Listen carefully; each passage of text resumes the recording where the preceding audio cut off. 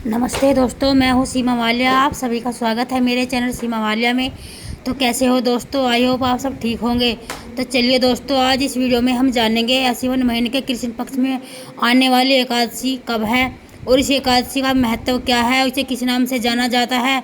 एकादशी के रखने से लेकर पारण तक के बीच के संपूर्ण नियम विधि में आप सभी के साथ इस वीडियो में शेयर करूँगी। तो दोस्तों मेरी वीडियो को ध्यान से सुनेगा। तो वीडियो को शुरू करते हैं। तो दोस्तों देखिए, प्रत्येक महीने में 2 एकादशी आती है और दोनों का ही नाम अलग होता है और दोनों का ही महत्व भी अलग होता है। तो कृष्ण आश्विन महीने के कृष्ण पक्ष में पड़ने वाली एकादशी जो है वो इंदिरा एकादशी के नाम से जानी जाती है और ये एकादशी पितृपक्ष में आती है।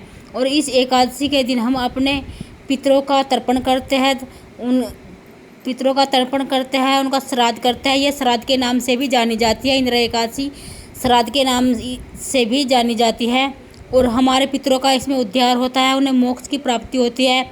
अगर जो भक्त इसका विधि विधान से व्रत करता है तो उसका सोम का तो उद्धार होता ही है, साथ में उसके जो पितृ नरक में पड़े हुए हैं उनके भी पाप नष्ट हो जाते हैं और उनकी आत्मा को शांति मिलती है, उन्हें मोक्ष की प्राप्ति हो जाती है। तो इंदिरा एकादशी जो है बहुत खास है। और एकादशी से एक दिन पहले हमें दशमी तिथि के नियम का पालन करना होता है। दोस्तों शुद्ध सात्विक भोजन लेते हैं हम, बिना लहसुन प्याज का, बैंगन मूली इत्यादि नहीं खाते हैं। और फिर हम एकादशी तिथि का अगले दिन व्रत रखते हैं और एकादशी तिथि 17 सितंबर दिन बुधवार को पड़ी है। तो हमें एक दिन पहले नहाय खाए कर लेते हैं। नहाय खाए का दिन है मंगलवार। तो ऐसे में दोस्तों बात आती है कि बिना तुलसी पत्र के भगवान विष्णु का जो है भोग अधूरा माना जाता है। तो हमें मंगलवार को तुलसी को छूते नहीं, तुलसी को तोड़ते नहीं। तो आप लोग तुलसी जो पत्ता है सोमवार के दिन ही तोड़ के रख लीजिए, 15 सितंबर को। और तोड़ के नहीं रख सकते तो नीचे सूखे हुए पत्ते हैं उन्हें उठा लीजिए, धोकर भगवान विष्णु के भोग में आप चढ़ा सकते हो। और इंदिरा एकादशी का हम विधि विधान से व्रत करते हैं और द्वादशी तिथि को व्रत का पारण करते हैं।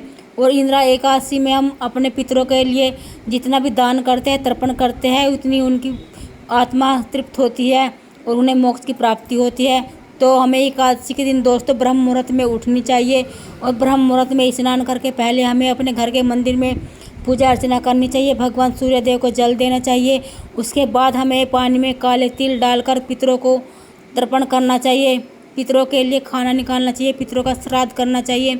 इससे हमारे पितरों की आत्मा को शांति मिलती है और हमारे जो पितर होते हैं वे तृप्त हो जाते हैं और हमारे पितरों के सभी पाप नष्ट हो जाते हैं। और जो हमारे इंदिरा एकादशी का व्रत करने से दोस्तों हमारे पितृ जो नरक में पड़े हुए याचना भोगते रहते हैं, इस एकादशी का व्रत रखने से, जो हम एकादशी का व्रत रखते हैं तो ये व्रत हमारे पितरों को समर्पित हो जाता है और हमारे पितरों का उद्धार हो जाता है।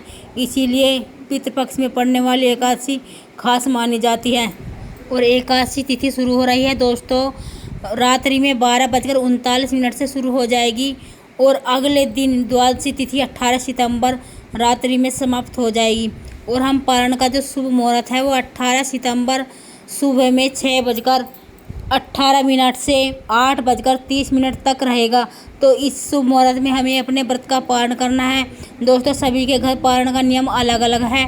किसी के यहाँ हलवा पूरी खाकर पारण किया जाता है, किसी के यहाँ चावल से पारण किया जाता है।